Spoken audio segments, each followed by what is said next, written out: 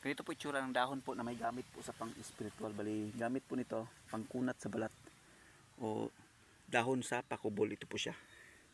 Ito po itsura niya. Ito po siya. Hindi po siya basta-basta mapupunit po, para siyang karton. Ito po. Ito po.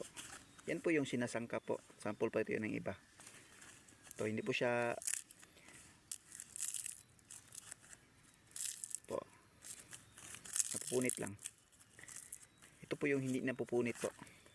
Yan po yung may gamit po sa pang-spiritual. Bali, sinasangkap po siya.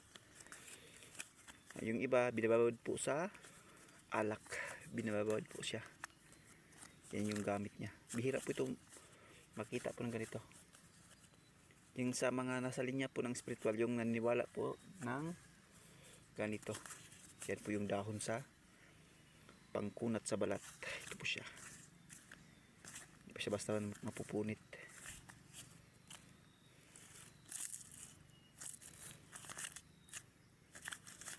Para siyang karton.